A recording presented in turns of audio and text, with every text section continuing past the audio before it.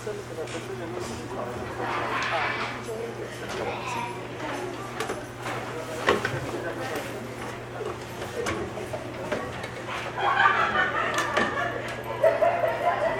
días, ¿cómo están? Bienvenidas y bienvenidos a dar continuidad a esta mesa de trabajo de nuestro foro que está finalizando el día de hoy sobre la orfandad. Es una secuela oculta derivada precisamente de todo este problema de la COVID que hemos estado atravesando desde el año 2019. Me gustaría dar la bienvenida, agradecer el tiempo destinado por acá, agradecer al maestro doctor Daniel, quien ha mirado este enorme problema bajo una mirada interdisciplinar y lo ha podido poner en un foro ahora en este regreso presencial que tenemos en la escuela. Y bueno, también de manera virtual, agradecer a quienes nos están visualizando y a quienes nos lo harán posteriormente, seguramente en algún momento, en la tarde, en la mañana, en la noche, no lo sabemos. Pero bueno, agradecer este espacio que nos apertura el maestro, el doctor Daniel, porque durante toda la semana, a las 11 de la mañana, se abrió un espacio para poder reflexionar desde diferentes miradas, desde diferentes posturas, cómo poder atacar y cómo poder explicar o diagnosticar este proceso de la orfandad derivada del proceso COVID que pues hemos estado visualizando. A lo largo de la historia tenemos ya 20 siglos de esta era cristiana, más 19 que pasamos en este último. Obviamente el poder visualizar que siempre había habido acontecimientos históricos ocasionados por guerras. Piensen ustedes en la historia larga del hombre, de la mujer en sociedad. Y es ahí cuando, derivado de estos procesos de choque, de violencia, los niños, las niñas, los jóvenes, en diferentes temporalidades, pues son los que han tenido la consecuencia. Padres que salieron a la guerra, madres que se quedaron, exterminios. Pensemos en la historia, no nos vamos a detener. Decía que tuvieron que pasar 21 siglos y 20 siglos y 19 años, siglo XXI con 19 años, 2019. Anteriormente ha habido un proceso también de epidemias que habían generado pues grandes problemas derivados con la niñez, los niños, las niñas, los jóvenes. Pero difícilmente creo que históricamente habíamos tenido la posibilidad ahora, con un poco de mirada hacia atrás, de podernos tomar el tiempo y de poder visualizar y tratar de explicar qué procesos o qué temas hay detrás de la orfandad, y obviamente desde miradas diferentes. Es por eso que yo celebro este momento de reflexión que se apertura con la iniciativa del doctor Daniel y nos hace partícipes, porque es precisamente durante esta semana que hemos visualizado diferentes elementos. El día de hoy estaremos cerrando el ejercicio de reflexión y por ello agradezco su presencia. Para el día de hoy tendremos el tema cierre, doctora. Qué gusto tenerla. La habíamos coincidido en otros eventos, pero me da gusto volver a estar acá. Con un tema enfocado al fallecimiento de familiares múltiples y simultáneos. Vaya tema, ¿no? Es desastroso cuando un padre y una madre se van, pero obviamente el doble cuando ambos.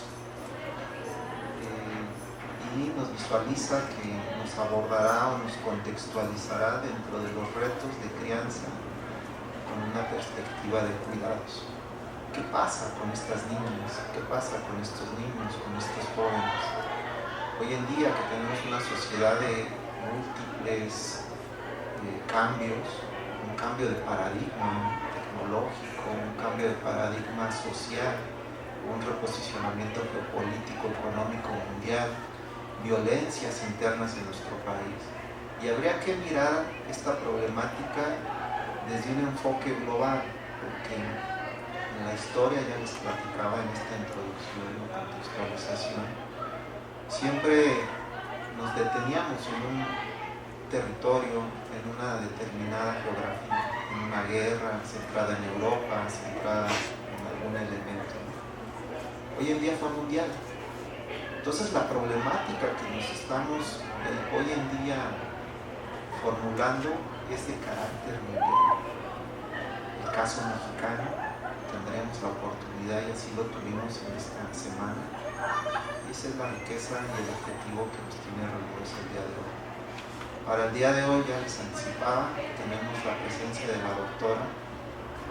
Me voy a permitir leer algunos aspectos de la amplia experiencia que tiene la doctora internamente en la escuela, pero también hacia afuera como partícipe de la sociedad civil y como partícipe de organizaciones de estudio y de reflexión en torno al trabajo social. Espero que sea una mirada integral, porque la vasta experiencia de la doctora así nos lo cuenta en su variada, extensa curricular, pero ahora por fines de economía de tiempo, pues solamente destacaré algunos elementos. Ella es licenciada y maestra por esta universidad, la Casa de Estudios de nuestro país. Además, doctora por la Universidad Nacional de La Plata en Argentina. Un programa de ampliación para poder formar doctores y doctoras en trabajo social en colaboración con la Universidad de La Plata, para poder crear toda esta masa crítica que hoy en día requiere la escuela y poder conformar en algún momento la evolución de nuestros programas educativos y pasar a la facultad. Es doblemente un gusto poder mencionar este punto de su extensa formación. Adicional, ella es psicoterapeuta corporal y danza terapeuta. Esto por el Centro de Atención en Salud Mental y Emocional Comunitaria de la Universidad de Morelos. Es integrante de la Red Nacional de Trabajo Social y Familias de la Asociación Nacional de Investigación en Trabajo Social, la CANITS. Es promotora y activista, muy activista, lo conocemos, para el ejercicio y exigibilidad de los derechos humanos. Fundamentalmente, a algunos no les gustará, pero pues tenemos esta fortuna de este ímpetu que tiene la doctora en su formación. Actualmente profesora asociada C, interina de tiempo completo aquí en nuestra escuela. Yo empezaría anticipadamente por un aplauso para podernos conocer y para poder dejar el micrófono a la doctora con este importante tema. Bienvenida, doctora, y muchas gracias. Perdón, finalmente, aquí el doctor, que no lo quiero omitir, porque así me lo pidió, que omitiera esta parte inicial, pero él va a estar acá para poder precisamente el día de hoy poder dar el encuadre y el cierre de este espléndido evento que está a su cargo, ¿no? Entonces, discúlpame, yo sé que me lo pediste. También un aplauso por el trabajo extraordinario que ha desarrollado en la semana, y ya nos dará en un ratito este recuento. Muchas gracias y felicidades por su asistencia. Gracias. Buenos días a todas las personas, colegas, por supuesto, que se encuentran aquí. También me suma la felicitación al doctor Daniel por el esfuerzo, este evento, pero ya trae un trabajo muy consistente el doctor en el tema que tiene asignado en la línea de investigación, con tesis dirigidas en las que he tenido la fortuna de revisarlas, muy bien dirigidas, muy bien hechas. Y bueno, en el tema de las niñeces, que es un tema muy, muy importante, muy sustantivo, pero también, bueno, preocupante un poco desde el lado en que lo voy a decir yo en este tema. Les confieso que yo ayer estaba revisando otra vez la exposición y espero que no me gane mi sentipensamiento va a estar presente, pero espero que no me gane más el sentir, ¿no? Porque sí es algo difícil.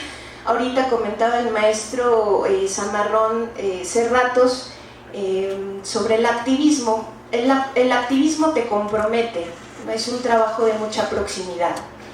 Es un trabajo donde a veces la intermediación con las instituciones es muy difícil, muy ríspida, por eso es mal visto el activismo de alguna manera, pero también es lo que te permite conocer de viva voz, de primera mano, y eso a veces es doliente para las personas que lo viven, obviamente, pero también para nosotros que estamos ahí como en cercanía, ¿no? Con algún tipo de rol, ya sea documentación, ya sea acompañamiento psicosocial, que es básicamente lo que últimamente hago, y es en donde de alguna manera rescato un poco la experiencia de este tema, que también agradezco al doctor que lo abra. Sí, desde las niñeces, pero creo que el situarnos, el colocarnos en la coyuntura COVID, pre-COVID, durante COVID y post-COVID, que es según supuestamente lo que ahorita estaríamos viviendo, pues es muy relevante, ¿no? Porque fue un hecho paradigmático. Entonces, pues agradecer esta posibilidad, y justo este tema surge de un trabajo, sí, de documentación en territorio, pero también tomando algunos otros casos documentados, sobre todo en Latinoamérica, en la región. Esto se derivó en un producto, en un ensayo que se llama Familias rotas por el virus SARS-CoV-2, y tiene como subtítulo Fallecimientos familiares múltiples y simultáneos. He de decir que ahorita lo voy a profundizar, digamos, como concepto. El concepto de fallecimientos múltiples en el sector salud existe.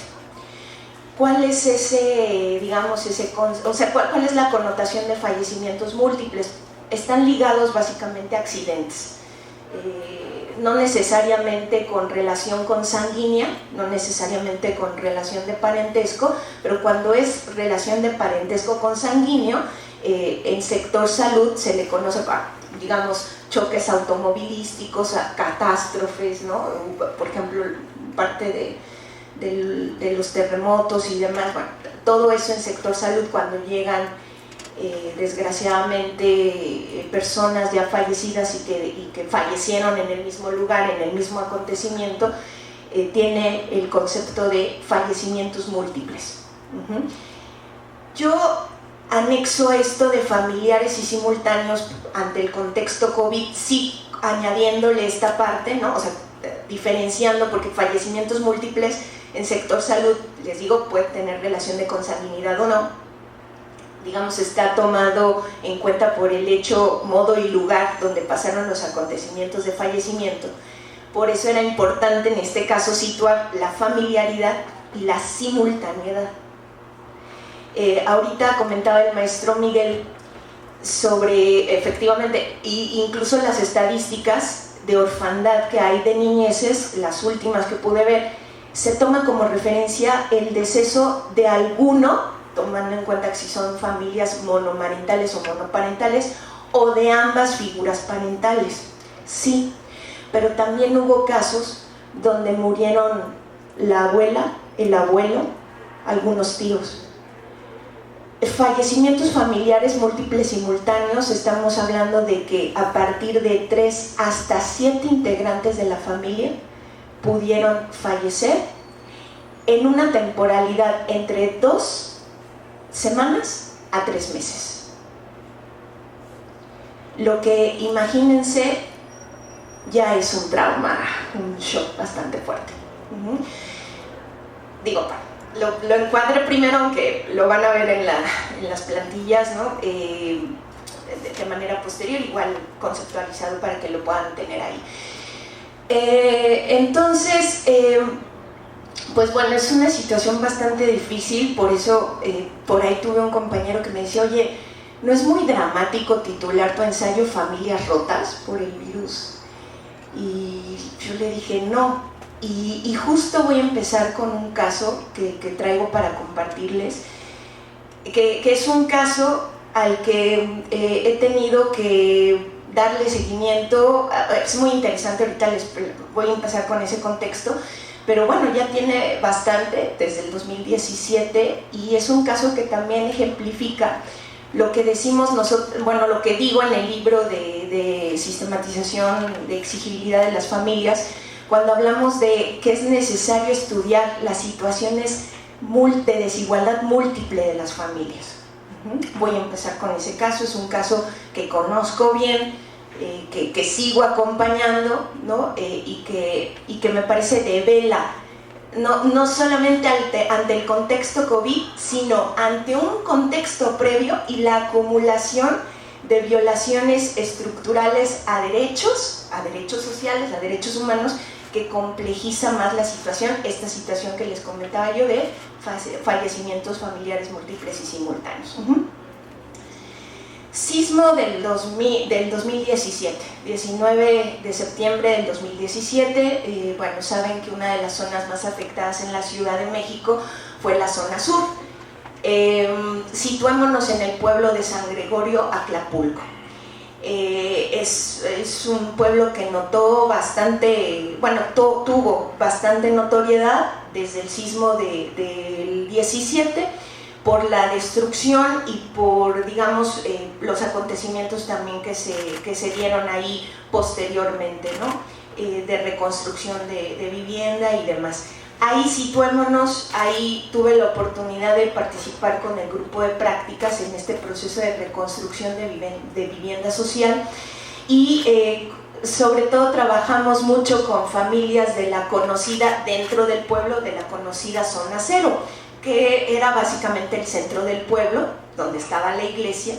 De hecho es muy, bueno, se supo mucho sobre la caída de la barda que mató a muchas personas porque pues era un horario de tianguis, de mercado, o sea, había mucha gente ahí, y bueno, esa zona cero era básicamente un triángulo que efectivamente estaba dentro del centro del pueblo, y bueno, ahí trabajamos con varias familias. Una de estas familias, y bueno, me voy a permitir no decir, aunque está publicado, aunque su caso está publicado en medios de comunicación, también por memoria y por respeto de la familia, solamente me voy a referir como S, familia S.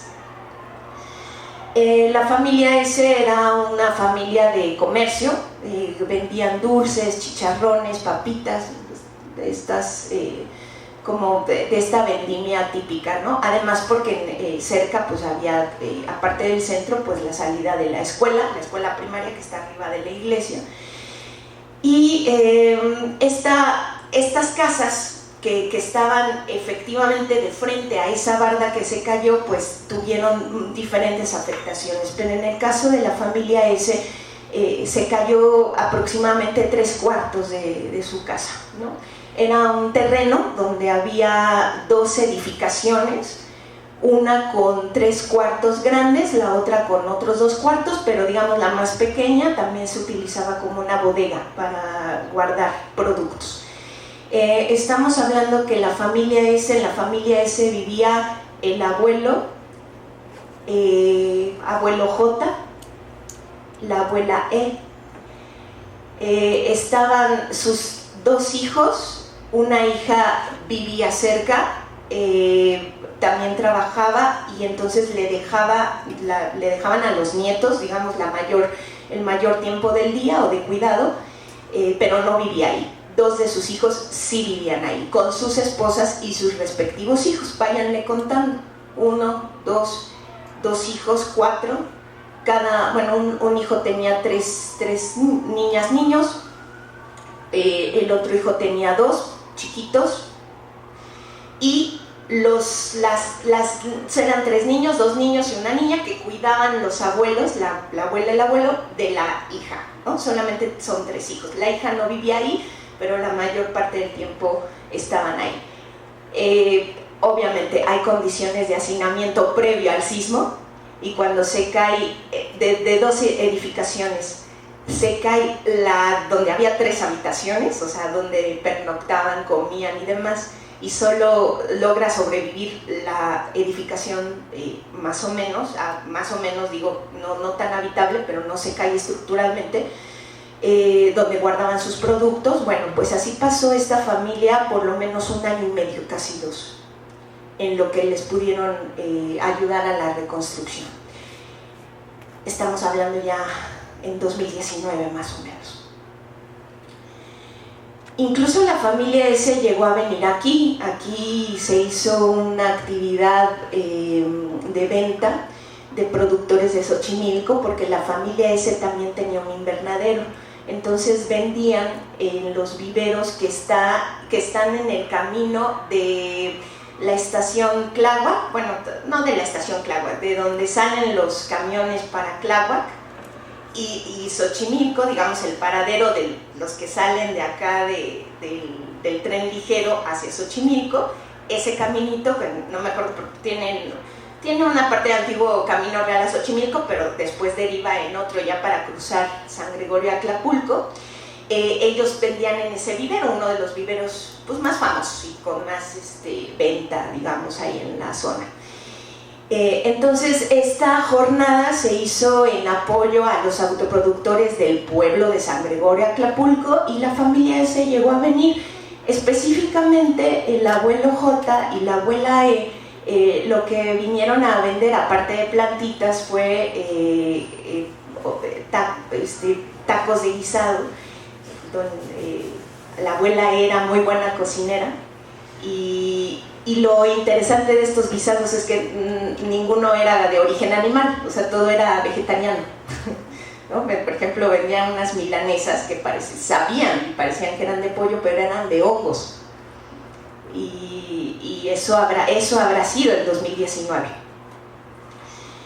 Estamos hablando que aquí aquí se empieza o nos llega la pandemia, el primer caso reportado en febrero del 2020, y ya bueno, para marzo pues todas y todos sabemos pues ya la connotación de gravedad, ¿no?, que tuvo esta situación.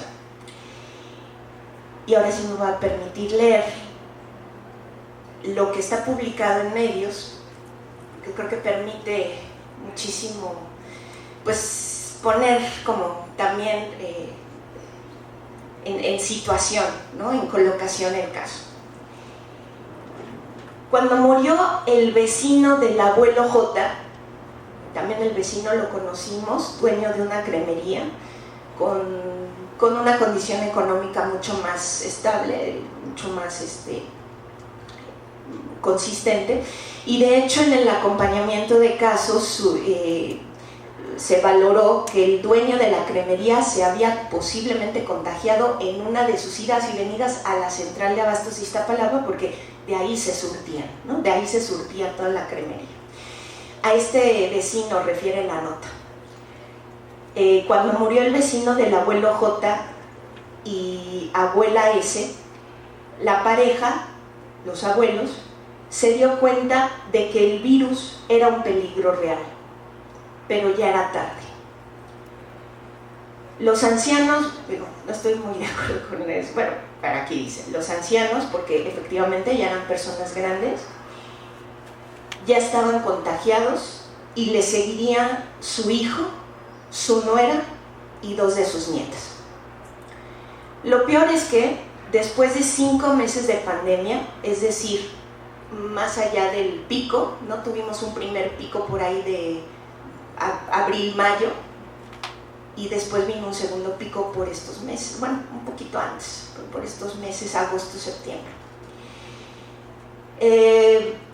Lo peor es que después de 5 meses de pandemia poco han cambiado las cosas en pueblos como el de San Gregorio Atlapulco, en la alcaldía de Xochimilco, que siguen en la alerta roja por el COVID-19. También se acordarán que en medios se publicitó mucho el caso de San Gregorio Atlapulco, del semáforo rojo, y de que fue de las zonas que tardaron más en salir de ese semáforo rojo, sanitario por supuesto.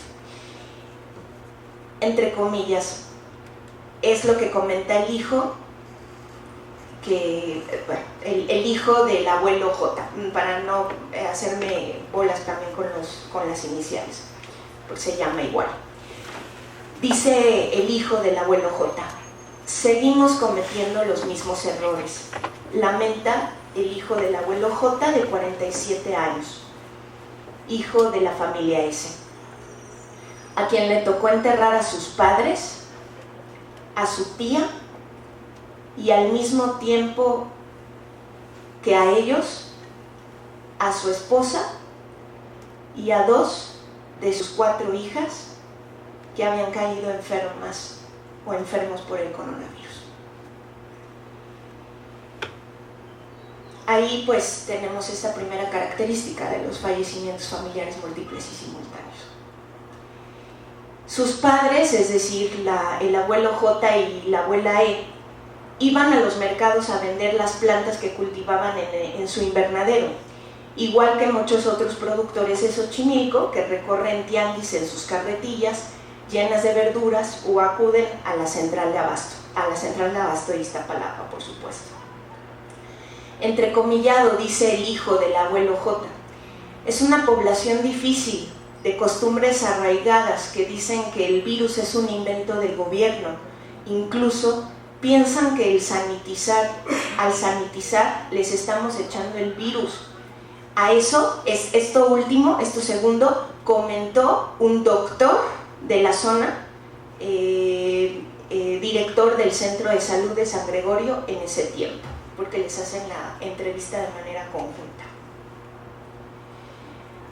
A su juicio del doctor, el principal problema es que no se protegen, es decir, había mucha reticencia en usar el cubrebocas, que además ya después entenderíamos pues los alcances del cubrebocas, o sea que tampoco era casi como un gran escudo de protección, ¿no? Sino que pues el virus es virus y se puede transmitir por diferentes vías, ¿no? En fin. Pero a juicio del doctor el principal problema es que no usaban el cubrebocas y que además era una área, esto sí es importante, de alta marginalidad, donde el comercio informal no se ha detenido, o sea, no se detuvo durante los cierres del confinamiento y los paros, ¿no?, en la pandemia, lo que ayuda a la transmisión de contagios. Pero por eso empecé desde el contexto del 2017.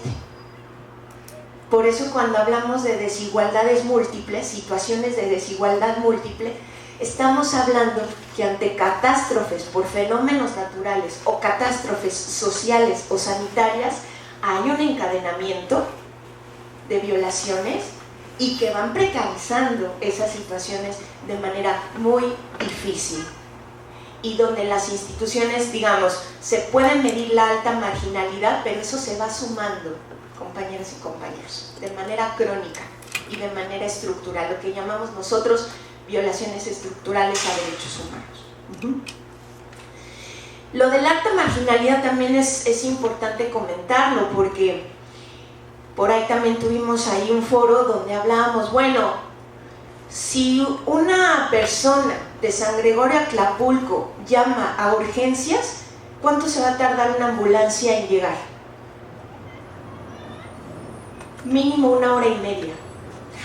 Y hay que recordar que también el principal camino para llegar se entregó también casi a inicios del 2020, es decir, por las afectaciones también que había pasado con el sismo. Duraron casi 2 años, no incomunicados, pero sí con una vialidad, una movilidad bastante deficiente.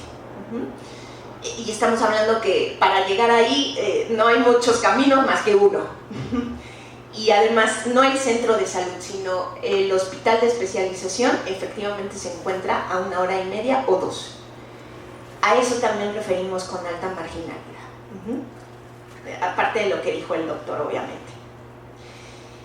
El abuelo J empezó a sentirse mal por una diarrea. Nadie pensó que fuera COVID, pero de un día a otro tuvo fiebre, tos seca y se desplomó al salir de su cuarto. No se pudo aislar, todos compartíamos el mismo lugar, dice el hijo.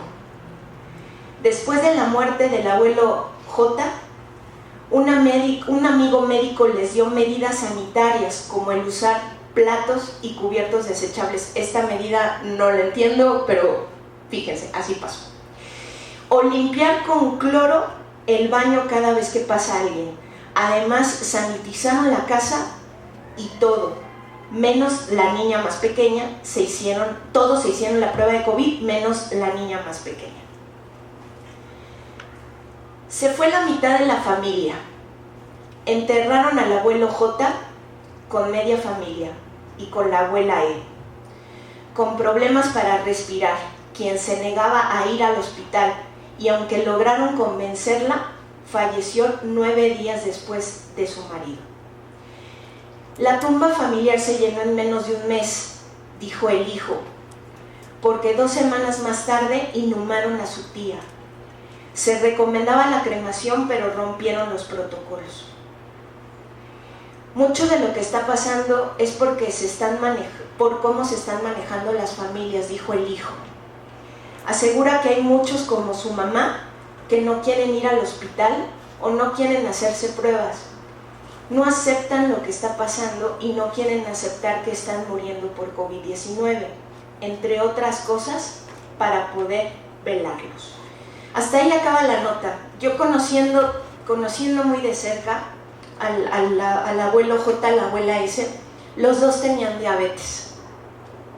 De hecho, el abuelo J ya era una persona con discapacidad porque le habían ya quitado una parte de su pierna, y la abuela E mantenía, digamos, también difícil condiciones para mantener su diabetes a flote, ¿no? Su estado de salud sobre todo. Estamos hablando de que la abuela ella tenía 72 años, el abuelo J tenía 76 años. La dinámica que yo conocí después del sismo, que también causó estragos en los arreglos familiares, fue de que la abuela y el abuelo eran los principales cuidadores, pero además eran los principales proveedores. O sea, de ellos es el invernadero, o era el invernadero, de ellos era, digamos, la actividad productiva del comercio también.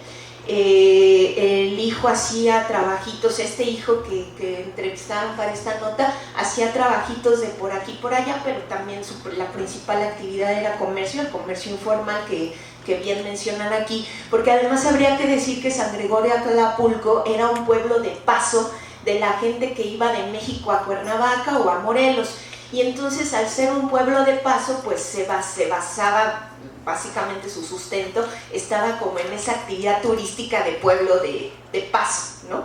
Donde la gente pasaba a desayunar, pasaba a comer, ¿no? O cuando regresaba a la ciudad se hacía de sus verduras, de sus frutas, ¿no? Digamos, cuando viene el sismo, eso lo rompe, y por eso el doctor dice, bueno, se incrementó el comercio, sí, pero eso tenía la razón previa del sismo, de condiciones estructurales previas. Y bueno, también he de decir que dentro de la población que tenían de nietas y nietos, una de ellas, que es adolescente, ya no es menor de edad actualmente, pero en ese tiempo sí era menor de edad, también tenía una discapacidad, sobre todo una discapacidad de tipo psicosocial. Les estoy pintando la configuración de un caso bastante difícil, donde hay pues una condición de estructuralidad. La siguiente, compañera, por favor. Muchísimas gracias. Donde hay previamente una acumulación de hechos que van precarizando aún más se puede decir la condición socioeconómica, que sin ser pobreza, o bueno, dentro de los estándares de las medidas, ¿no? De las mediciones, pues sí no era una familia que tuviera, aunque tuviera un terreno, no era una familia que no viviera sin hacinamiento, ya vivían con hacinamiento, que se viene a acentuar después del sismo y que pues la verdad yo creo que todo el mundo ignoraba después del sismo que se pudiera venir una condición sanitaria en donde el hacinamiento también fuera un alto factor de riesgo. Entonces, como yo les decía, perdón, hasta cerré esto porque de veras que es complicado, ¿no? A veces también, por eso se nos ataca mucho a los activistas, pues dicen, no, se apasionan y todo, pero cuando uno conoce ese dolor de cerca y a veces es mucha la impotencia, es bastante crudo. Y pues sí, la energía la sacamos en la exigibilidad ante las instituciones que según supuestamente son las que tienen la obligatoriedad, pero bueno. Les decía yo que es un fallecimiento familiar múltiple simultáneo, el fallecimiento de 2 o hasta 7 personas que integran un núcleo filio-familiar. Eso ya es puesto también de mí, porque llamamos núcleo filio-familiar no necesariamente ante el reconocimiento de relaciones con parentesco y cohabitación, sino que pueden ser relaciones con cohabitación y sin parentesco consanguíneo, ¿no? Pero que sí están compartiendo un proyecto de vida en común, una etapa de la vida y sobre todo que comparten un espacio. Entre comillas, principalmente en cohabitación, como lo estoy explicando, pero no en todos los casos necesarios de parentesco consanguíneo. En un periodo corto de tiempo que puede oscilar entre 2 semanas hasta 3 meses. Lo que también configura un shock de tipo psicosocial grandísimo, porque en algunos casos, como en el caso de la familia S, pasaba una semana y enterraban a una persona cada semana, por lo menos en un mes y medio. Fuerte. Algunos impactos situacionales de esto.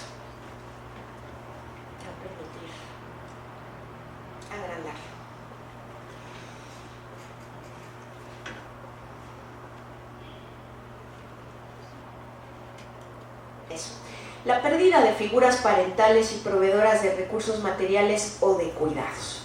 Empujaron procesos de reestructuración en arreglos familiares, en la provisión, en la distribución de labores domésticas o tareas de cuidado.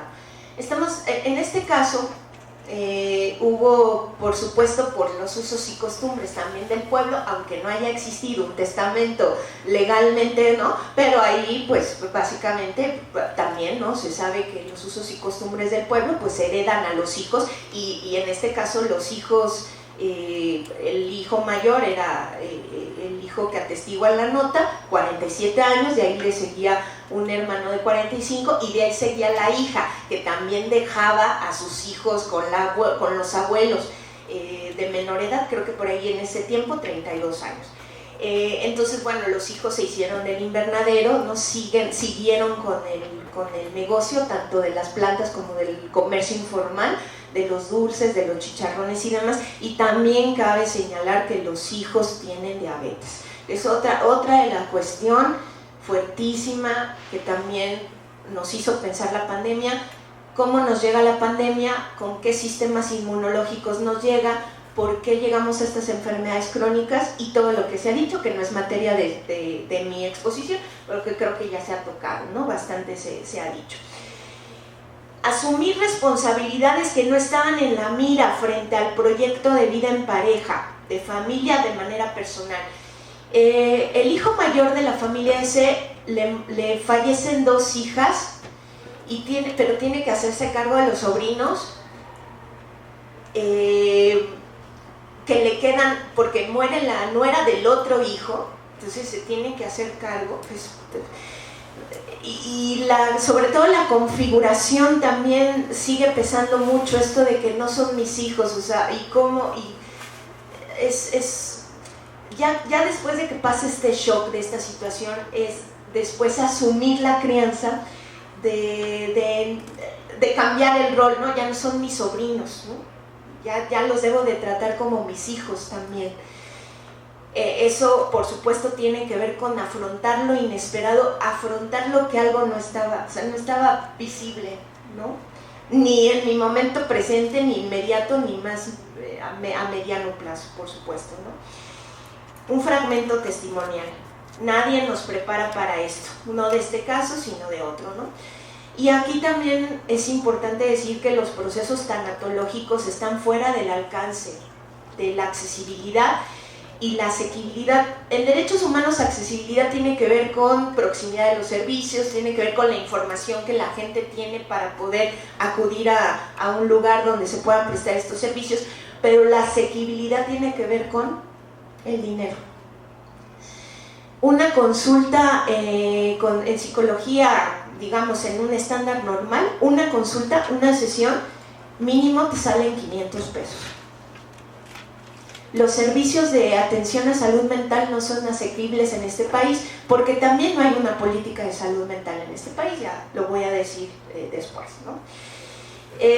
Están fuera de acceso, están fuera de costo para la mayoría de la población de las familias, o bien también, ¿no?, a distancia, como ensayo de las atenciones encabezadas por la inteligencia artificial. Eso también lo vimos mucho, pero también digo, si una sesión en psicología en San Gregorio Acapulco, una gente que requiere de alguna atención psicológica se tiene que bajar a la alcaldía mínimamente y son menos, ¿no? Si acaso yo creo que tendría que bajar hasta Coyoacán para tener un poquito más de oferta, vamos a decir, o sea, hay más oferta de servicio, ¿no?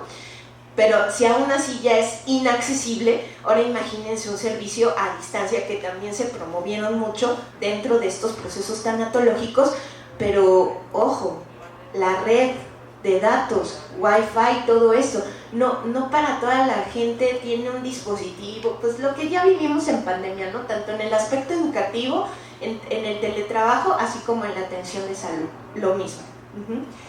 Comunidades y algunos pueblos y culturas originarias con arraigos sólidos en torno a la muerte y en torno a la responsabilidad familiar.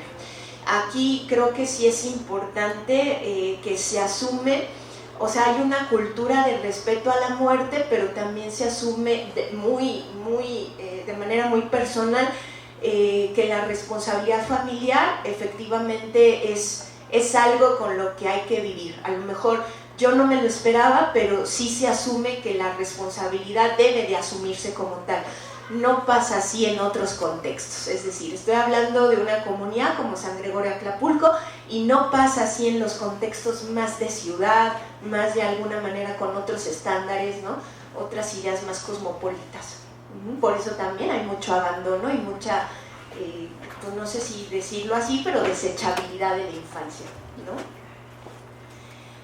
Y bueno, también los conflictos, los litigios jurídicos, ¿no? También por supuesto es otra de las caras, ¿no?, que se asoman dentro de estos, de la muerte de alguna manera masiva y simultánea de familiares. Dentro de estos arreglos familiares pues también están la propiedad privada, los trabajos, ¿no?, de esta cuestión, ¿no? Fíjense que aquí hay una parte importante en las estadísticas, ¿no?, que ahorita voy a matizar. Aproximadamente el 28% de familias en la Ciudad de México, de acuerdo a una encuesta que se hizo llamada EnCovid Ciudad de México, han tenido que reconfigurar su organización sobre cuidados y provisión, tanto convivencia familiar, dado un episodio de fallecimiento. Yo no encuentro en la encuesta que se haya medido este fenómeno del que estoy hablando. Que hay también eso es otra cara de la exclusión. Porque dicen son casos excepcionales, son casos paradigmáticos, no se miden, pero tienen altos impactos diferenciados no solamente en la vida de esas personas, sino en la vida de toda una comunidad. Las encuestas que se hicieron efectivamente era un fallecimiento de una figura parental, máximo 2, pero no había la consideración de otros roles familiares Porque pues igual, ¿no? Es el mito de que, bueno, claro, el papá y la mamá son los que cuidan. No, no siempre. Y menos en un contexto de políticas neoliberales. De que tienes que salir de trabajar más de tus 8 horas, ¿no? Trabajas 10, 12 horas. Tienes 2, 3 trabajos, ¿no? Entonces, tomar en consideración quiénes de las familias, abuelas, tíos, ¿no?, que cuidaban, es importante. Por eso hay que medir este fenómeno, ¿no? Pero bueno, ese dato es solamente sobre un fallecimiento. Ahora imagínense, pues, los datos que no se miden y no se ven, pues, cómo estarán, ¿no? En esa reconfiguración, reorganización y conciliación de la vida familiar, pues, en estos cambios abruptos y necesarios, ¿no?, que se tuvieron que hacer, obviamente están implícitas afectaciones a la salud mental. Se notaron una baja en los ingresos de la economía familiar también, ¿no?, como en el caso de la familia S, pues porque mucho del sustento, o sea, del Producto Interno Bruto del país, y muchas de las personas que tienen un ingreso no son adquiridos con empleo formal.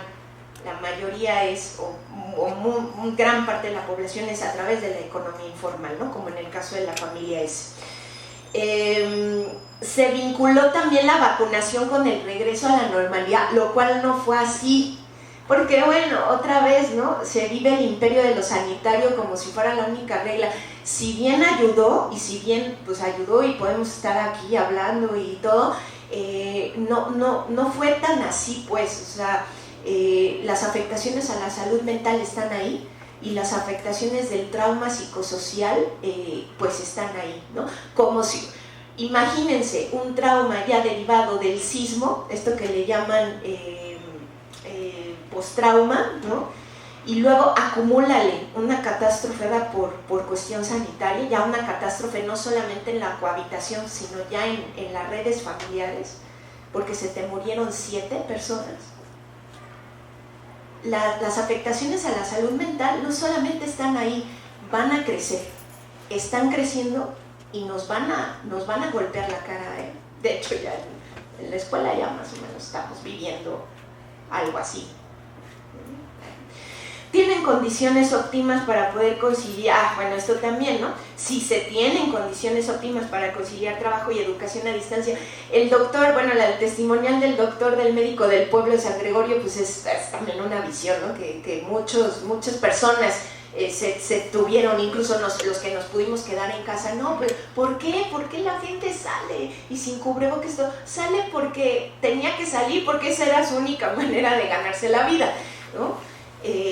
Ya bueno, el uso de cubrebocas, que es toda una discusión, pero también acordémonos, se empezaron como hay un concepto para esto, o sea, empezaron a subir los precios de los alcoholes, de los geles, de los cubrebocas. Los cubrebocas no había de mucha accesibilidad al principio, porque todos fueron dirigidos al sector salud, ¿no?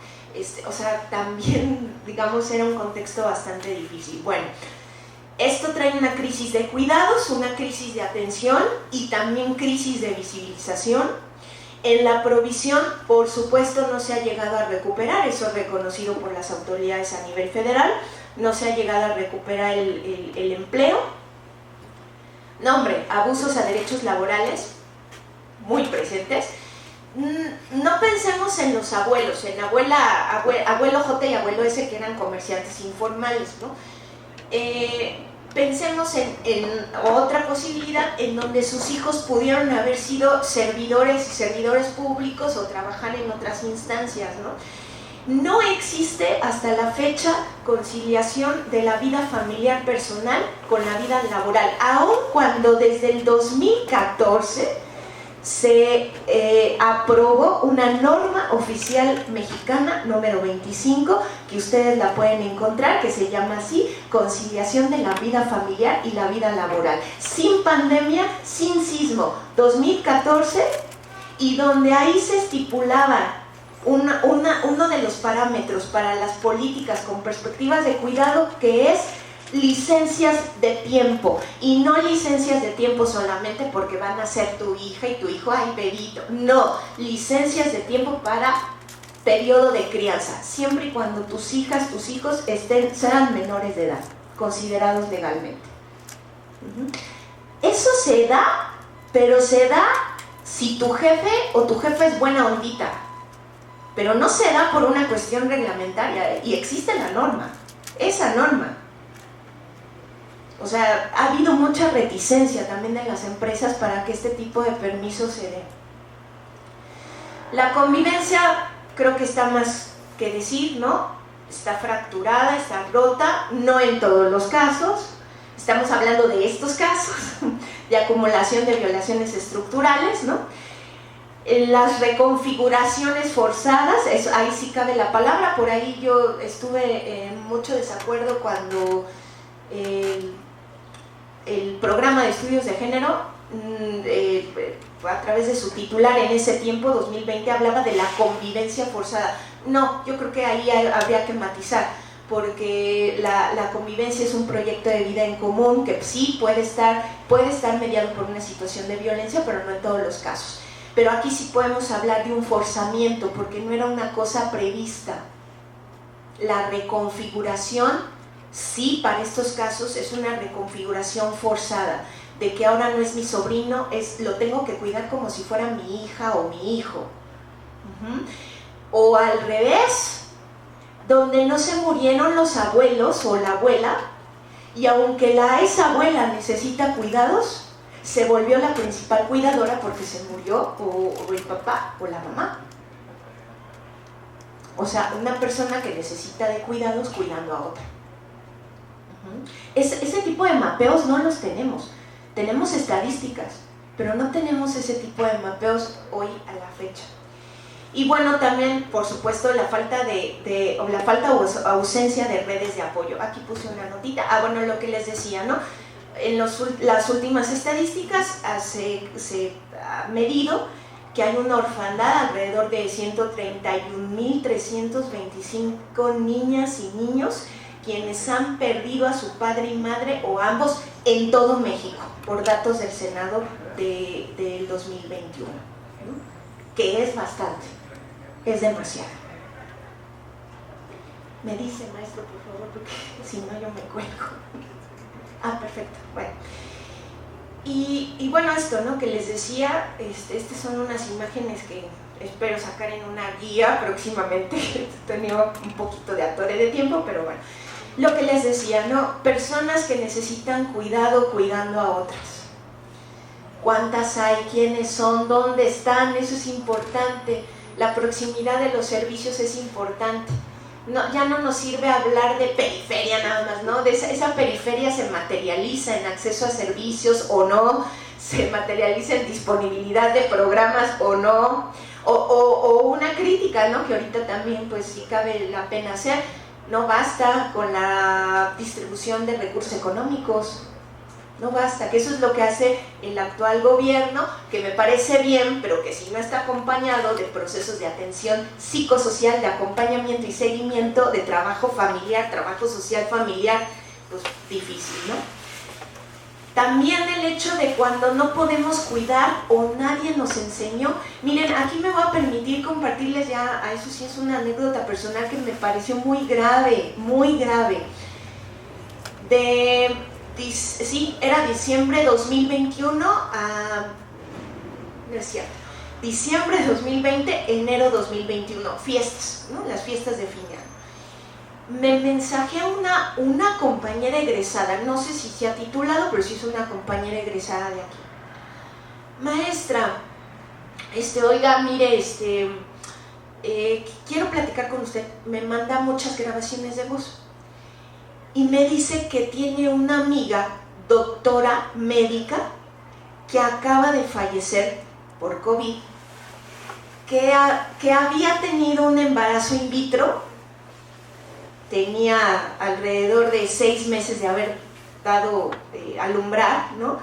De este bebé, es decir, en enero del 2021 este bebé tenía 6 meses. Dice, maestra, yo, como usted no está casada y no tiene hijos, me atrevo a preguntarle si usted se quiere hacer cargo del bebé. Me espantó por 2 cosas. Una, bueno, añado, porque si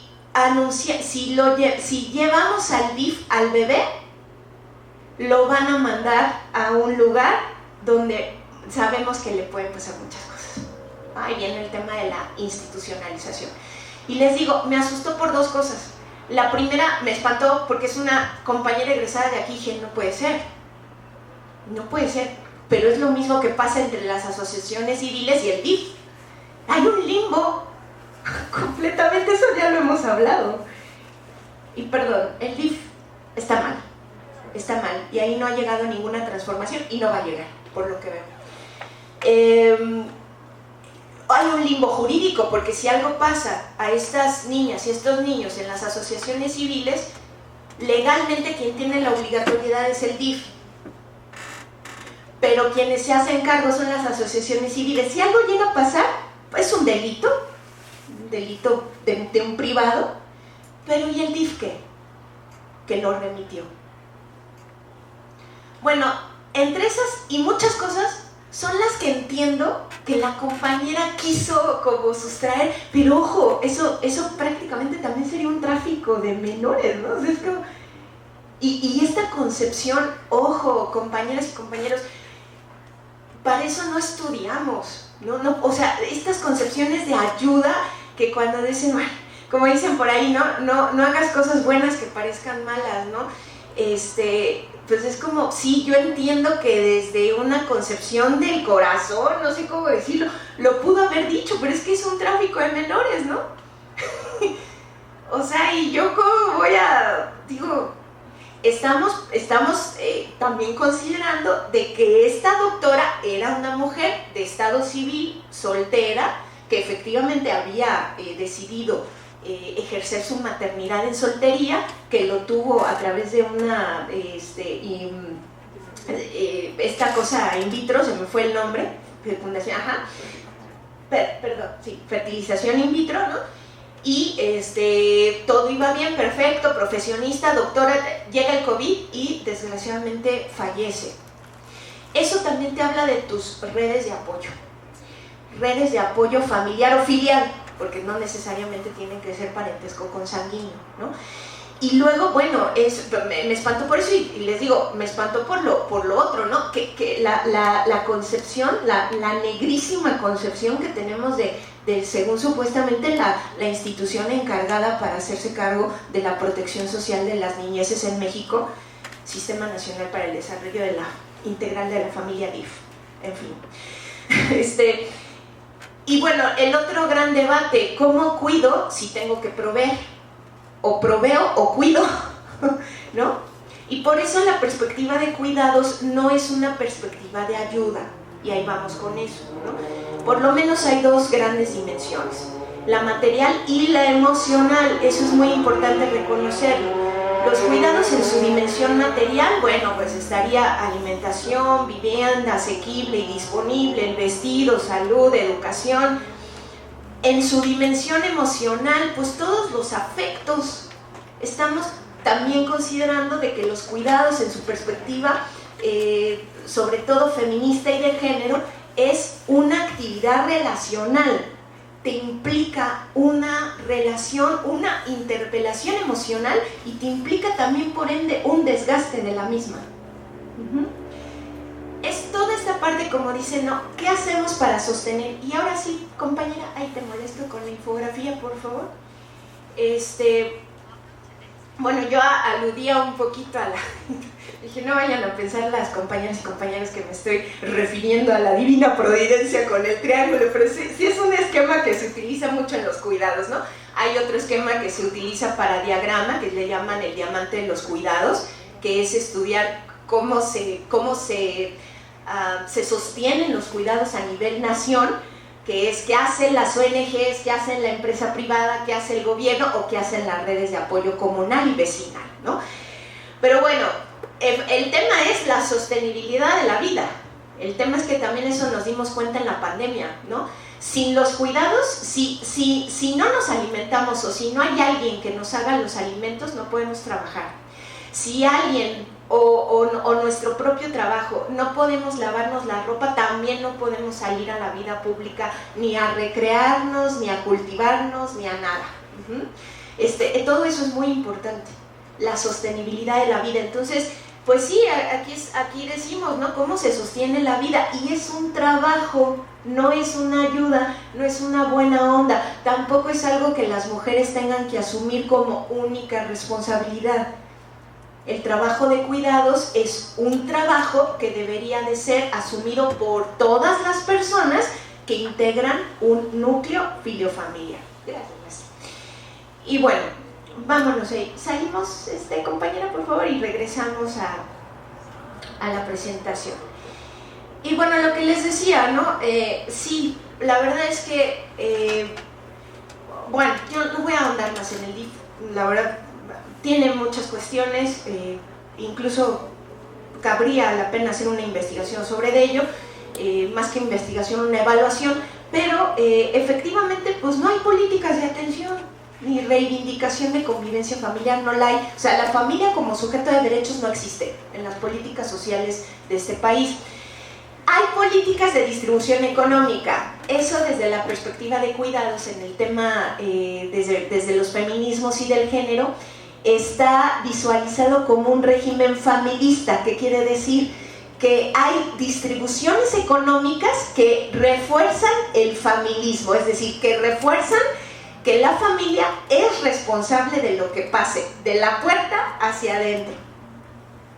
No hay políticas de desfamiliarización, no es malo, digamos, estas políticas de desfamiliarización, sino que se consideraría que otros servicios, los servicios de cuidado, también puedan asumirse por parte de organizaciones civiles o por parte de privados, empresas, que de hecho la hay.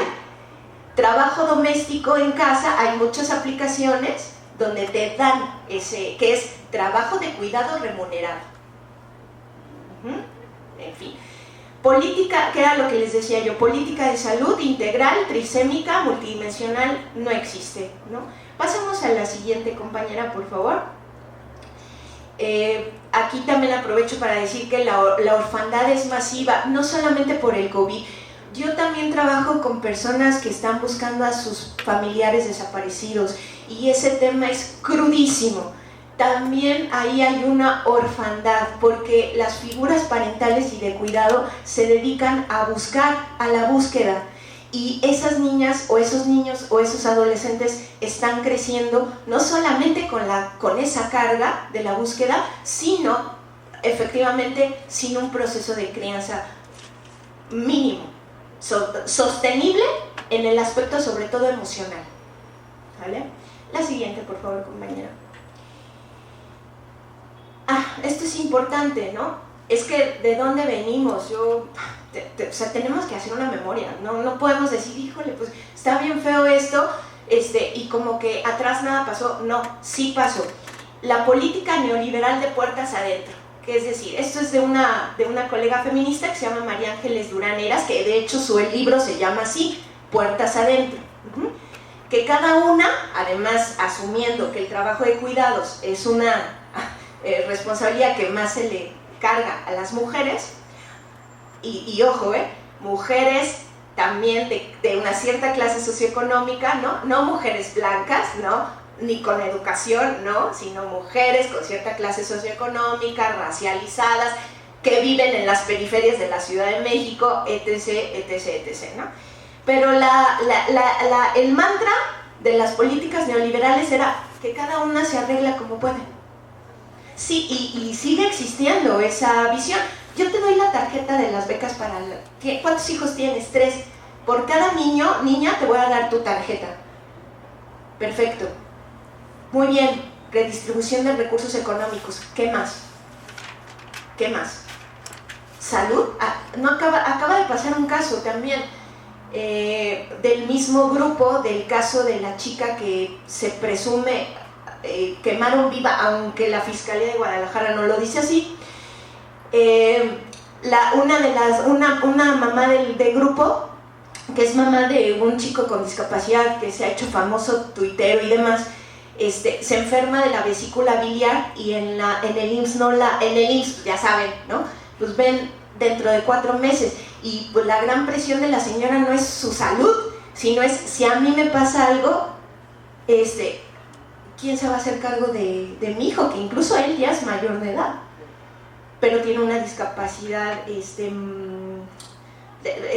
solo mueve los ojos, ahorita se me fue el tipo de discapacidad, pero es una discapacidad casi completa. O sea, no, si le das dinero, ok, hay prioridad para la atención de salud, para personas cuidadoras, debería de ser una prioridad, no lo es. Y bueno, eso pues deviene algunas preguntas, ¿no? Si en las políticas sociales entendemos a los cuidados como un derecho, ¿dónde ubicamos como sociedad la responsabilidad de los cuidados, sobre todo dirigida a las niñeces? Y pues como dice Karina Betiani, ¿no? El gran cambio a nivel de políticas es un cambio de reconocimiento de que esto es un problema público, no un problema de puertas para adentro, no, es un problema público, es un problema de todas, todos, y tenemos que tomarlo como una responsabilidad colectiva. El dinero ayuda, pero no lo es todo. La siguiente, por favor. Se necesita coordinación interinstitucional y se necesita salir del enfoque que solamente con la redistribución de algunos recursos, que además, pues sí, ayudan, pero no, ni siquiera están, todavía quedan muy por debajo por la inflación actual, pues es así como también grosero, ¿no? Un poquito hablar de eso. Pero ese es el enfoque de la asistencia. Que por cierto, estas instituciones que todavía siguen siendo muy orgullosas de la asistencia no quieren discutir ni quieren debatir. Por último, ¿qué implica una redirección de políticas de atención con perspectiva de cuidados, políticas de tiempo, políticas de provisión de servicios, sobre todo en salud, trabajo y educación, políticas de redistribución económica, políticas culturales donde se aborde la división sexual del trabajo y del descanso de los cuidados, y por supuesto políticas de seguridad, sobre todo de protección social, laborales y hasta fiscales? Imagínense que a personas cuidadoras les exenten, como en algunos casos pasa, no que les hagan descuento, sino que no pagues el predial o no pagues el agua, por ejemplo. En fin, gracias.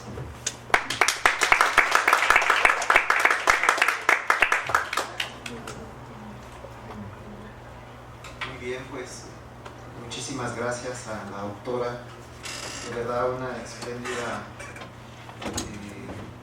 ponencia, va del caso particular, inició con un caso desastroso, de mucho dolor, y creo que nos llevó a poder revisar el tema de la orfandad en diferentes dimensiones.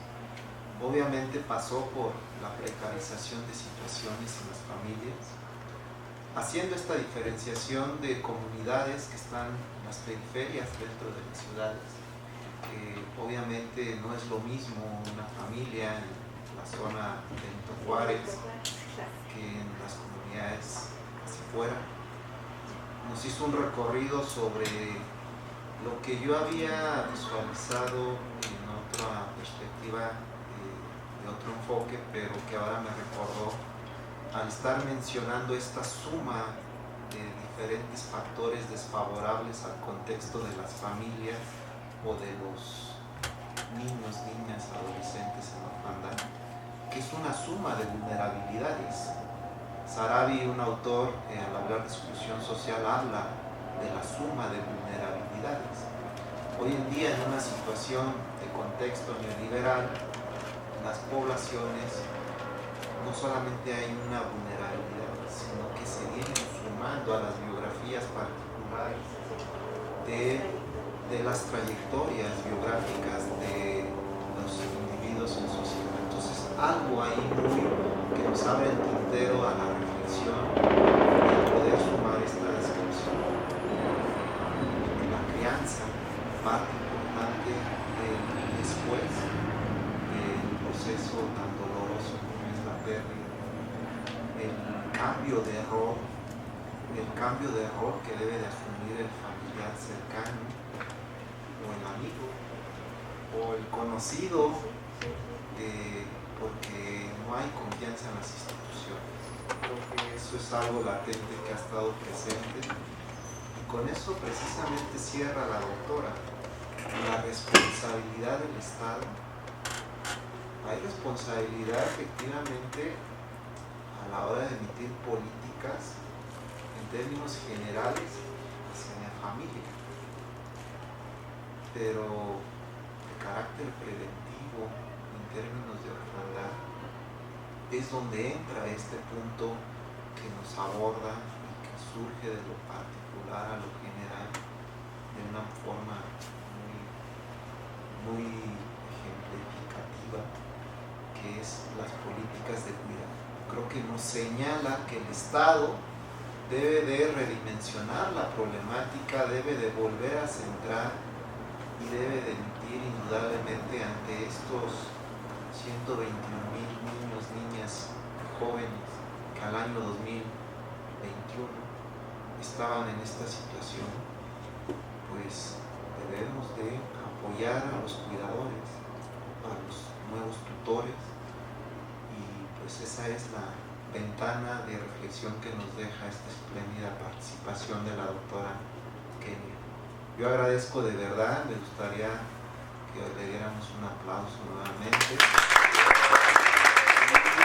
Agradecer a ustedes por su participación, pero también abrir el micrófono para un pequeño espacio de dudas, preguntas que tengan hacia la doctora, o también de reflexión sobre el tema que también esperamos. Pues yo quiero decir que fue espléndida su presentación, verdaderamente, o sea, yo llegué un poquito tarde, pero la escuché completa y la verdad me pareció impresionante la manera en la que maneja los temas, la manera en la que manejó su información, y a mí me dejó pensando, o sea, uno piensa en la prevención casi siempre, ¿no? Siempre estamos en hay que prevenir contagios, hay que prevenir demás, pero ya que pasa, ya que sucede esta situación, ¿qué pasa con los niños que se quedan sin padres, ¿no? O qué pasa con aquellos que no tienen un cuidador formal, qué pasa con las instituciones, ¿no? Y esta parte, creo que muy puntual que dijo, es, o sea, generalmente este rol se le es adjudicado a las mujeres, ¿no? Todas las políticas, todas las formas, todos los permisos están en pro de las mujeres. O sea, es como, ay, estás embarazada, tienes 30 días, pero a los hombres también les podrían dar ese mismo tiempo y no está contemplado esta parte. Entonces, siendo pues una persona que se encuentra dentro de una institución, bueno, no, yo no, pero me refiero a que si estuviera dentro de una institución tendríamos que empezar por eso, ¿no? También a dejar de ver con esta perspectiva de cuidados, de que solo las mujeres son aquellas que deben cuidar, ¿no? Y cómo a partir de eso podemos crear lo que decían, ¿no? Las 5 partes de estas políticas públicas, cómo podemos empezar a construirlas, a hacerlas. Y pues no sé, yo me quedé con muchísimas ganas de escucharla nuevamente, de volver a estar en algún espacio con usted y de verdad me gustó. Muchas gracias.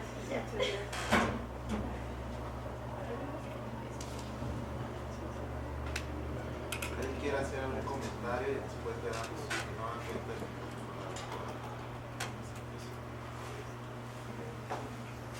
Bueno, muchas felicidades. Quedé pues gratamente sorprendida porque hay muchísimos ángulos y muchas carencias institucionales. Yo quisiera por favor que me aclararas un poquito más acerca de esta ley que dices que en el 2014 uno puede tener derecho a esas licencias de tiempo. Y la otra, bueno, antes de que me la hables, a mí me pasó eso de no es suficiente el dinero institucional. Cuando hacer algo positivo y sale positivo a mi mamá, me tengo que ir a la casa maternal que era mi familia. Yo estaba aislada felizmente con mi mamá. Me dan una tarjeta y como a la semana, obviamente llega la tarjeta a mi departamento, no allá, pero más allá de eso, me hablan para preguntarme que si ya la usé. Y yo, oiga, estoy con 6 personas, somos 7 en la casa ahorita, los 7 tenemos COVID. Dígame, ¿para qué me sirve la tarjeta si no puedo salir? Digo, yo medio puedo salir. Cuando me hablaron todavía podía hablar. Entonces, pero sería irresponsable de mi parte salir si tengo COVID. O sea, esto no me está sirviendo para nada. No, pero es que se la damos. buena intención fue buena intención, o sea, y encima me hablas para ver si la ejerce y me estás diciendo que si no la ejerzo tengo un límite de tiempo. No les voy a resumir todo lo que le dije, claro, pero se me hizo de lo más grotesco. Exacto. Y pues justo yo sí eché mano de mis redes de apoyo. Le marqué inmediatamente a una amiga, oye, ¿quién me puede traer comida? A los 4 días éramos 7, no teníamos nada para comer, nada. Dice, Liz, ¿qué necesitas? Pues lo que me alcance. Tú olvídate, yo te voy a llevar. Me llegó una cantidad de comida impresionante que yo creo que si no hubiera pasado eso, hubiéramos ya pasado a términos muy graves. Pero ese entonces, en la cuadra, ya había 11 personas muertas por COVID. Y una más en la misma casa, ¿no? Entonces, nuestra casa era así como la única que faltaba, la libramos, pero ahí sí fue bien importante que había personas con dinero, no mucho, pero ahorros. Entonces, en cuanto se puso más seria la situación, echas mano de los ahorros y venga. Y a mí me pasó lo institucional. Por el miedo de que éramos interinos y estábamos con lo del paro, yo no ejercí mi ¿cómo se llama eso? Incapacidad. Sí. Yo aviso a la escuela, yo estoy bien, no se preocupe. Y entonces estaba trabajando, cuidando a sobrinos, estaba cuidando a 6 personas más y a mí. Consecuencia, no recuerdo nada, afortunadamente. Pero sí no me había dado cuenta justo de toda esa desprotección. Y yo lo veo desde el caso de que, bueno, tengo cierto nivel de recursos y de educación. Y aún así, y de medios. Y aún así, cuando yo me voy a la otra colonia donde hay hacinamiento, cambia absolutamente lo que tú puedes hacer, ¿no? Y lo veo claramente con los vecinos, ¿no? Que se quedaron sin un familiar, con una casa donde se quedaron en una semana, se mueren papás y se mueren 2 hermanos, ¿no? No había hijos, pero se queda solo una persona ahí. A mi roomie, un amigo biólogo, 15 días se quedó sin familia. Mueren papá, mamá, hermana y hermano y se queda solo. Y como es del interior, se quedó absolutamente solo. Entonces es muy impresionante, pero tu ponencia me acaba de notar todos esos huecos que viví y que a pesar de que la libramos, nada más yo veo el entorno, cómo quedó la cuadra y veo justamente todos esos casos que relataste. Veo a mis vecinos casa por casa y todos tienen un tipo de problemática o más de uno. Gracias. Gracias, maestra. Una más y cerramos acá, por favor. Tuve la oportunidad de realizar mi servicio social en un albergue del INPI, se llama La Casa de Mil Colores. Yo creo que te acercas más. Es que como se está grabando, es importante que te escuches. Gracias. Ellos, su mirada del albergue es apoyar a personas pertenecientes a comunidades indígenas que tengan enfermedades que pertenezcan al 3er nivel de atención médica. Y estuve en el área de trabajo social y me dijo, el albergue es muy pequeño, alberga muy poca gente, pero dentro de esto hicimos una actualización de expedientes en los que nos vimos, ellos tienen sus expedientes activos y sus expedientes de aquellos que ya fallecieron, ¿no? Y ahorita con el transcurso de la semana y de la información que ustedes nos fueron dando, me di cuenta de cómo es que limitan las actividades y la información que podrían tener con los apoyos que supuestamente dan, porque no solamente dan apoyos económicos para aquellos que estén enfermos, sino también ellos dicen que son apoyos funerales, pero solamente queda en ¿cuánto necesitas? ¿No?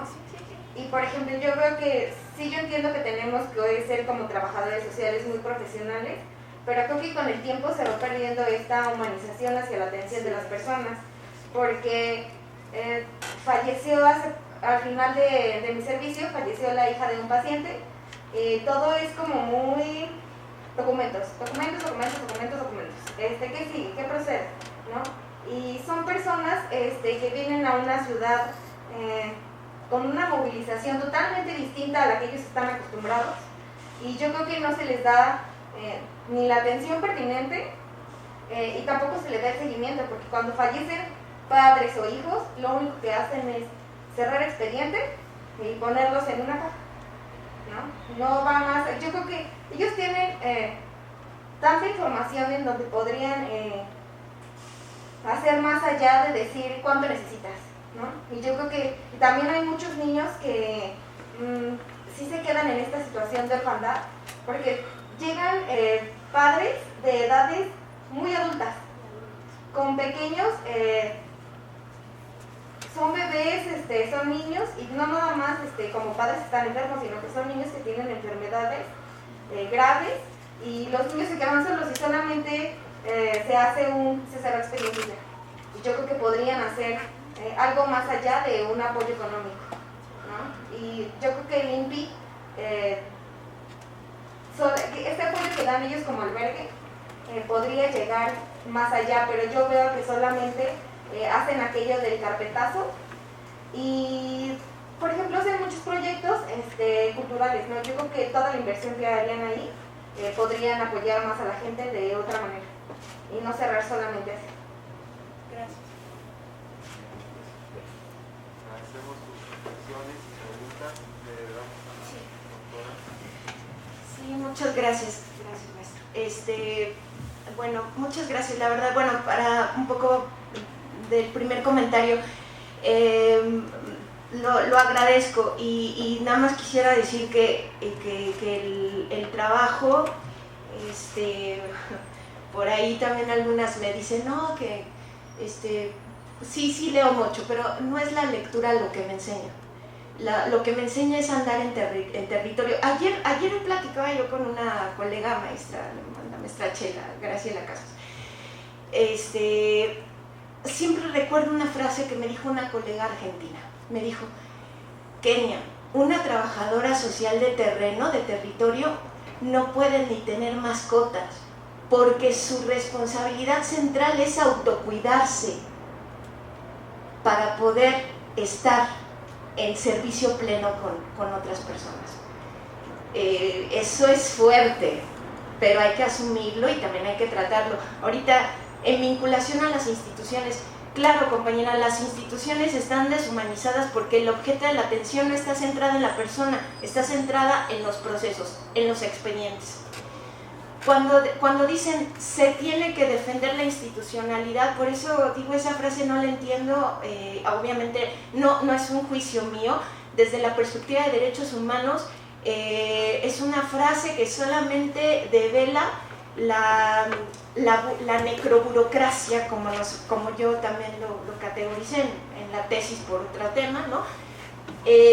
Sí, disfraza esta burocracia que efectivamente no todo es, perdónenme la expresión, pero no todo es valemadrismo. O sea, también las personas que están dentro de las instituciones, me imagino que cuando dices sí, sé que tenemos que ser profesionales, es porque también hay el mito de que la profesionalidad la hace la lejanía, no la cercanía, y donde no tiene que haber emociones implicadas. Eso no es cierto. Trabajamos con lo social y lo social tiene emocionalidad.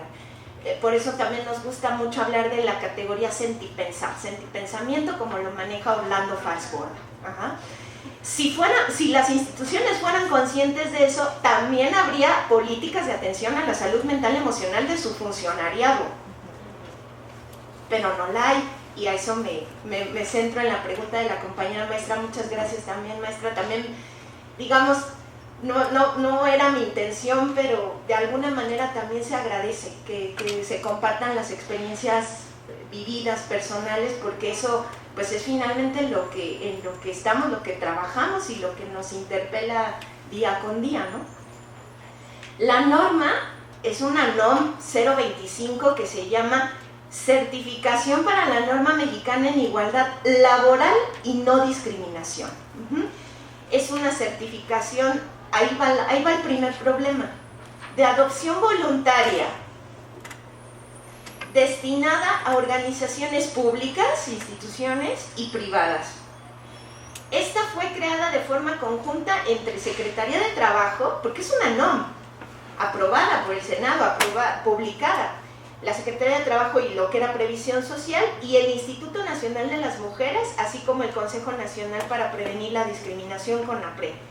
En esencia es un mecanismo que reconoce a estas organizaciones públicas y privadas que establezcan políticas y prácticas en materia de igualdad laboral y no discriminación.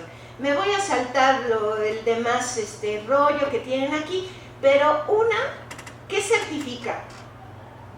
Incorporar la perspectiva de género, no discriminación en los procesos de reclutamiento, selección, movilidad y capacitación, garantizar igualdad salarial, implementar acciones para prevenir y atender la violencia laboral, y ahí te va, que esta es la sustancial para el tema de políticas con perspectiva de cuidados. Realizar acciones de corresponsabilidad entre la vida laboral, familiar y personal de las trabajadoras y los trabajadores con igualdad de trato y oportunidades. Ni aquí en la UNAM lo tenemos. Perdón. Y refiero a lo que tú me dices. O sea, tú de alguna manera tomaste una decisión porque esa decisión te iba a complicar más y además te ponía porque desde tu propia experiencia me pone en riesgo de las materias que estoy impartiendo. Pero como tú, compañera, estamos muchos, ¿no? 2014 sí nos hace replantear varias cosas, ¿no? Si las instituciones no se humanizan es que no se las podemos dejar a ellas mismas, ¿no? Porque ni siquiera hay una autocrítica, perdónenme, pero ni siquiera no hay autocrítica. Cuando yo digo, pues no quieren entrarle al tema del debate de la asistencia, no es una cosa personal con las figuras, tampoco es una cosa personal, no es una cosa con el trabajo social. O muchos dicen, asistencia, no podemos quitar la asistencia, porque asistencia es eso, que se alimenten, que tengan un lugar para vivir. No, eso no es asistencia. Desde los parámetros del paradigma, digamos, del estado de bienestar, ya no existe el estado de bienestar. No podemos seguir sustentando una categorización programática que pertenecía a un estado que dejó de existir hace más de 50 años. Entonces, pues es por ahí, ¿no? Exigibilidad, yo diría exigibilidad, y el otro tema es prevención. Lo decía el maestro Miguel, tenemos que prevenir. En Canal 11 decíamos por ahí, ¿no? Por favor, gente, hagamos nuestras redes de apoyo, tengamos nuestras redes de apoyo. ¿Con quién cuento que me pueda prestar una lana? ¿Con quién cuento para que me escuche? Tan siquiera, ¿no? ¿Con quiénes cuento? Y hacer mi mapeo, no es en vano hacer ese ejercicio. Ajá. ¿A quién? Pues si voy en un taxi de auto, o aunque no sea de aplicación, tomo un taxi en la calle, ¿a quién le aviso? Y pueden ser distintas personas y no necesariamente tenemos que tener una relación consanguínea con ellos. Está la familia consanguínea, pero también la familia elegida. Entonces, tenemos que mapear nuestras redes de apoyo, fortalecerlas, incrementarlas, y yo diría, bueno, hasta sí, se necesita hacer más trabajo social en comunidad, en territorio, ante esto que nos está comentando la maestra, ¿no? La reconstrucción del tejido social no va a pasar por las instituciones nada más. Y tampoco he de decirlo, de organizaciones civiles que ahorita están sufriendo, están divididas, hay una fractura, pero porque muchas se han tomado también como consultorías, como mini empresas, es decir, donde lo social se volvió también objeto de cosificación y mercadeo. Los derechos humanos no van por ahí, van por otro lado. Entonces, pues, eso. Gracias. Muy bien, pues muchas gracias. Con esto llegamos a la finalización de esta intervención. Ahora le doy voz al doctor Daniel para entrega de constancias y para el cierre de este magnífico evento.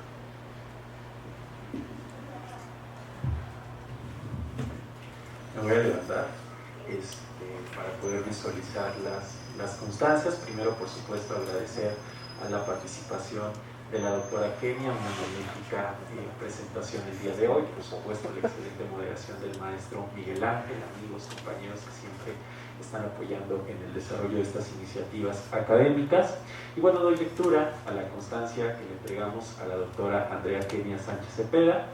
Dice: Universidad Nacional Autónoma de México, Escuela Nacional de Trabajo Social, otorga la constancia Andrea Kenia Sánchez Cepeda por su participación como ponente de la conferencia Fallecimientos Familiares Múltiples y Simultáneos, Retos de Crianza con Perspectiva de Cuidados, en el marco, por supuesto, de este foro La Orfandad, Secuela Oculta derivada del fallecimiento por COVID-19, realizado del 5 al 9 de septiembre del 2022.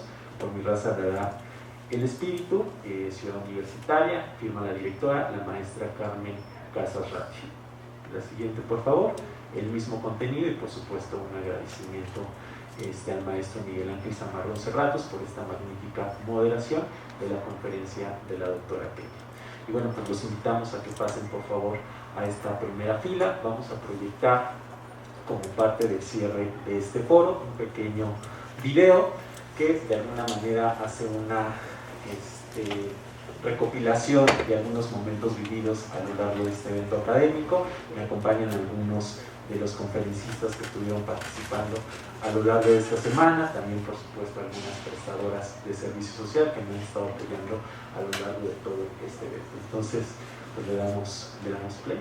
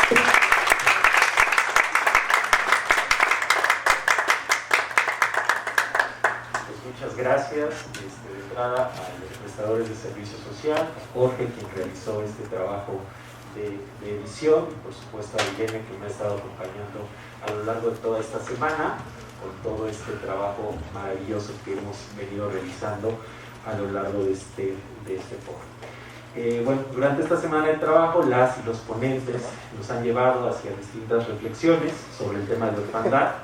Entre ellas, por supuesto, que tenemos que considerar la orfandad por COVID-19 como un nuevo tipo de orfandad, es decir, ya lo señalábamos al principio, no es el único, sino existen diferentes tipos de orfandades, pero en este caso se suma la orfandad por COVID-19, que por supuesto no se resuelve con un programa de becas. Necesitamos presupuestos para el desarrollo de diagnósticos más precisos, es decir, un registro nacional de niñas, niños y adolescentes que se encuentran en esta situación, para que de esta manera podamos generar políticas públicas, programas mucho más eficaces para la atención a esta problemática, que todavía no la hemos dimensionado en su totalidad, ya que los impactos, y sobre todo lo hemos venido señalando en materia de esta pandemia, aún no están siendo del todo visibilizados, sobre todo respecto al tema de la salud mental, siguen siendo incuantificables para esta generación y más aún quienes están viviendo una situación de orfandad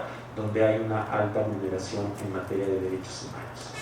A lo largo de esta semana, el día lunes, el licenciado Juan Martín, la maestra Tania nos brindaron un diagnóstico sobre la situación de la infancia en el contexto de la pandemia, una serie de datos, informaciones que podemos revisarlas de manera muy general, pero detrás de cada número, detrás de cada dato hay mucho dolor y también hay muchas pérdidas a lo largo de algunas familias, donde hay por supuesto una acumulación de desigualdades que ellas denominan como sindemia y que agudizan en este caso la problemática de la orfandad. El día martes la licenciada Saskia nos plantea el panorama de las prisiones en el contexto de la COVID-19, brindándonos un diagnóstico de la maternidad y la paternidad en reclusión.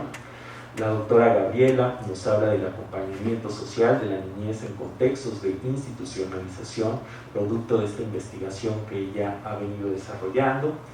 El día miércoles hablamos sobre la función que tiene el trabajador social en los procesos de adopción a través de la voz del maestro Miguel Ángel.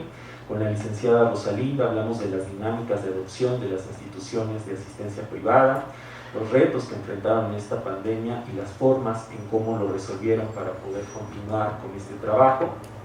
El día jueves, la maestra Blanca Paulina, que se encuentra aquí presente, nos habló sobre el duelo, las distintas etapas que van más allá, por supuesto, solo de las pérdidas, sino que tiene que ver con esta interrupción de proyectos de vida y nos dio también algunas estrategias para poder enfrentarlo. Ese mismo día, el psicólogo Fernando nos habló de la resiliencia y la orfandad, la importancia de interiorizar nuestras emociones, de detenernos porque hay una prisa, en este caso, por regresar a la normalidad, y lo pongo entre comillas, y darle un carpetazo a la pandemia sin darnos ese tiempo para poder interiorizar el dolor y las pérdidas que se han vivido. Y el día de hoy, con esta conferencia de cierre, pues la doctora Kenia nos habla justamente de estas situaciones de catástrofe como la COVID-19, que amplían, por supuesto, la vulneración de derechos humanos, las implicaciones que puede llegar a tener el fallecimiento de algunas figuras paternas, maternas, los desafíos que pueden llegar a enfrentar, en este caso las familias, sobre todo en materia de cuidados, que implica, por supuesto, este proceso de reorganización de la dinámica familiar. Y bueno, es un resumen, por supuesto, muy general del trabajo que se realizó. Les invitamos a que puedan acceder al canal de YouTube de la Escuela Nacional de Trabajo Social, donde se encuentran todas estas magníficas conferencias que hemos presentado a lo largo de esta semana.